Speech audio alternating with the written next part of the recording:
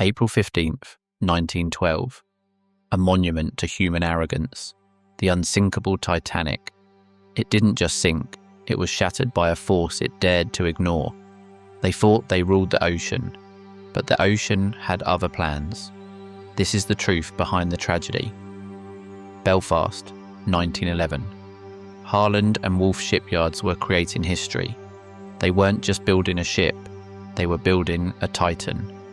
Engineers spoke in whispers of perfection, of thousands of tons of steel held together by millions of rivets. Thomas Andrews, the designer, believed his creation was practically unsinkable. They boasted 16 watertight compartments, a feat of engineering that promised a new era of safety. The White Star Line was proud. The world was envious. They said God himself couldn't sink this ship. That was the myth, a cocktail of hubris and pride. They believed they had conquered nature, but humanity's unsinkable masterpiece was merely an invitation to the Almighty to show who truly holds the power. They were running at high speed through a known ice field. They weren't looking down. They were looking at their own reflections in the mirrors of luxury. April 14th, 11:40 p.m. A glancing blow. It seemed insignificant, yet it was the perfect death blow. The steel, brittle in the freezing water, tore like paper. 6 compartments flooded. The bow dipped.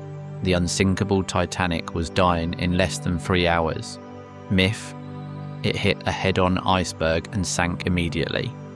Truth, it was a glancing blow that crippled 5, then 6 compartments. Myth, the rivets were cheap, shoddy, and caused the wreck. Truth, while iron rivets were used instead of steel in some areas, the rivets were up to the standards of 1912. The problem was the speed and the cold.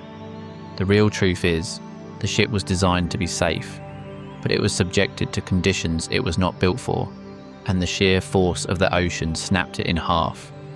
2:20 a.m. The silence that followed was heavier than the ship itself.